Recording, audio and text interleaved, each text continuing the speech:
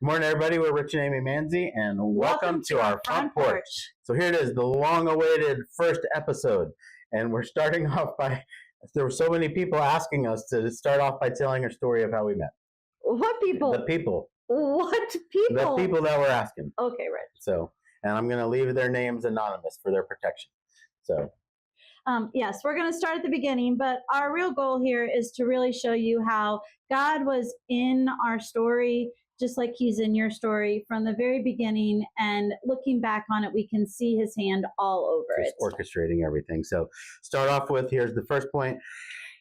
I graduate high school in 1990, joined the Marine Corps right away. And my plan was to go into the reserves and then do my training and then start college as soon as I could after that. So my reserve unit was originally slated to be Roanoke, Virginia. And when I called after my training was over to check in, they call it, to find out when I'm supposed to report, the person on the phone said, our unit has already been deployed for Desert Storm. You're being transferred to Lynchburg, Virginia, which I didn't know where that was, but okay, there I was going to Lynchburg. And my family had moved to Lynchburg when I was 15. And at this point in the story, I was at James Madison University. And what we didn't know until later on was that Rich had actually also had the opportunity to go to James Madison. I was planning on going there after my reserve training was over. And so, but from that, I was home that summer of 1994 before my junior year, and I really wanted to buy a car. I was working for my parents during the day at their business, and I'm like, how can I get some real cash so that I can drive a convertible back to JMU?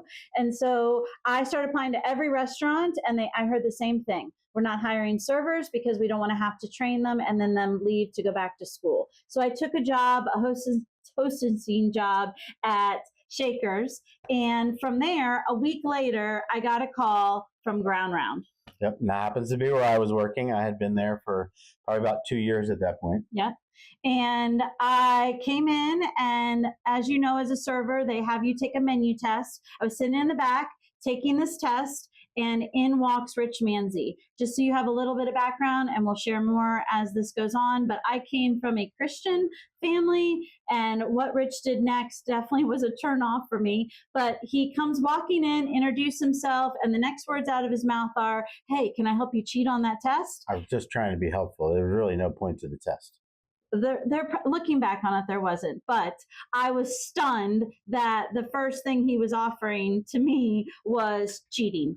So anyway, so went on with it, and I was dating somebody at the time, and I do remember that memory, but the one that stands out the most is I'm standing in the lobby on the payphone talking to my best friend at the time, Ian, and he also worked there.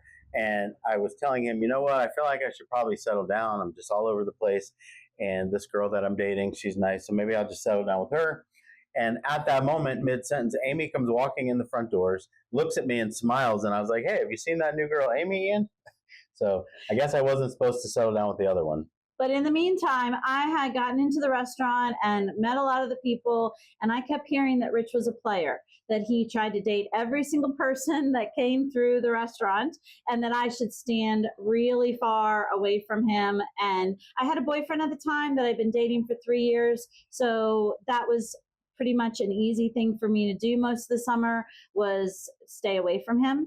But July 4th, he comes walking into the restaurant. So let me set this up just a little bit. I was a new server, so of course the new servers get the not great shifts. It was 4th of July.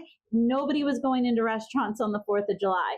And I had nobody sitting in my section all day. It was like an hour before I was getting off, and Rich walks in and sits in my section. And if you know the restaurant industry, you know that if you don't have anybody sitting in your section, you get minimum wage. But if you have somebody sitting in your section, you get the $2 an hour for the whole time and whatever tips you got.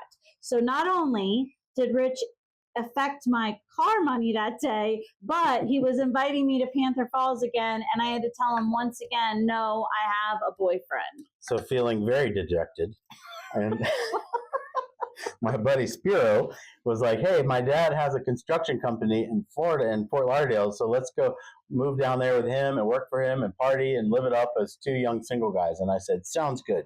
So I started making all the arrangements, selling all my stuff, and I was going to hop on the motorcycle and go down to Florida.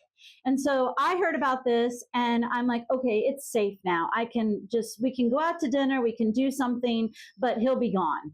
And so I went up to him one night when we were working, we were making salads in the back, and I was like, hey, I hear you're going to Florida. Would you like to go to dinner sometime before you go? And he goes, okay, hang on. So I had a little influence. I've been there a little while. So within the next 15 minutes, I got both of our ships covered. Came back to her and said, all right, let's go. and I was completely stunned. But what I did learn very quickly from as more time went on with Rich is that's what actually happens with Rich. He makes a decision and then he immediately wants to execute it. So that was just a little bit of showing me what was coming for the future. Yep. So we leave and we go off to prepare for our first date, our first dinner. So cut. That is the end of part 1 for your benefit, but it gets really good. So come back next week for part 2. So thanks for joining us. Hope this was somewhat entertaining, and we'll see you next time on the front porch.